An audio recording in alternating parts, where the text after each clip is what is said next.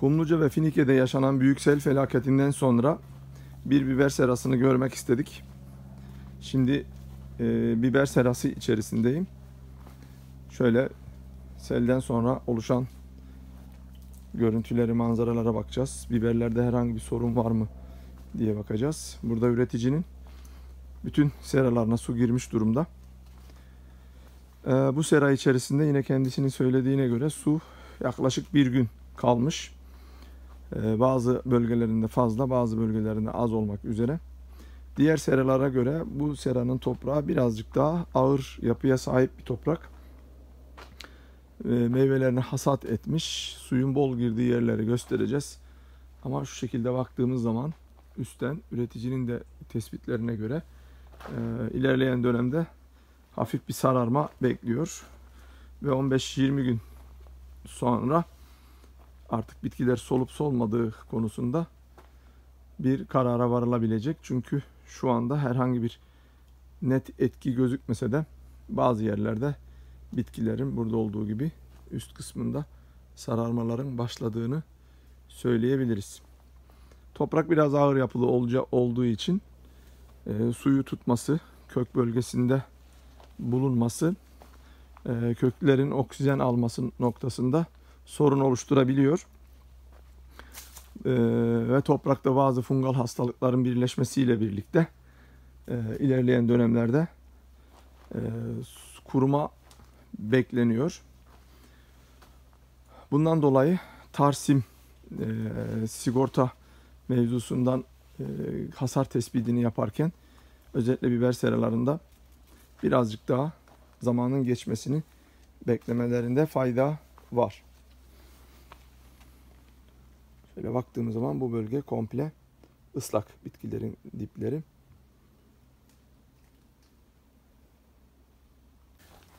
Selin olduğu zamanda üretici bu serasını kontrol etmeye bile ulaşamamış. Yollar tamamıyla kapandığından dolayı bahçe arasında bulunan bir yer. Boyutunu ancak bu şekilde söyleyebiliriz. Belli bir vakit geçtikten sonra serasına ulaşabiliyor. Buradaki çamurları görebiliyoruz. Hala da su tam olarak tava gelmiş değil. Yani toprak tava gelmiş değil.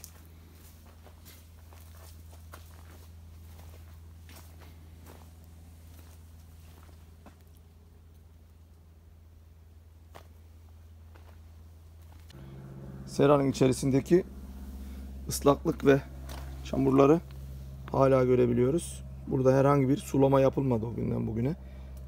Bazı uygulamalar yaptı üreticiler. Ona da çok kısa süreli su verme. Bu toprak üzerindeki nem, su, selden kalan görüntü. Hatta şurada seranın kıyı kısmında bu kadar yükseklikte bir temel görebiliyoruz. Bunun dış kısmına baktığımız zaman bu kadar yüksekliğin orada da göreceğiz. Yani suyun aslında normal bir suyun dış kısmından akıp gitmesi için, seranın içine girmemesi için önlem alınmış. Burada gördüğümüzde üreticinin seradan suyu tahliye etmek için artık temelin altından kazmaya çalıştığı, suyu deşarj etmeye çalıştığı yeri görüyoruz. Şimdi de bir bitkinin kök bölgesini bakmak için bir bakalım. Bu çamur olayını göstermeye çalışalım. Bakın hala çamur duruyor. Köklerine baktığımız zaman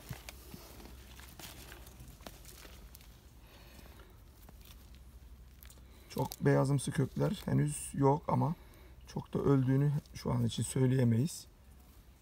Ama önümüzdeki süreç bize ne olup kalacağını gösterecek. Şimdi bizzat su giren bir bölge ile sel felaketinin yaşanmadığı bir yerdeki bitkileri göstermek istiyoruz. Aynı sera içerisindeyiz. Şuradan baktığımız zaman aynı çeşit, aynı biber tipi ve toprağa da baktığımız zaman burada su yok. Sel girmemiş bu bölgesine sadece. Buradaki bitkiye baktığımız zaman bitkinin rengini bu şekilde videoda görebiliyorsunuz. Şimdi de şu şekilde gidelim. su giren bir bölgeye bakalım. Bakın buralarda su var. Şu şekilde geldiğimiz zaman bitkilerdeki üst kısmındaki renk açılmasını görebiliyoruz. Bu tamamıyla suyun etkisi.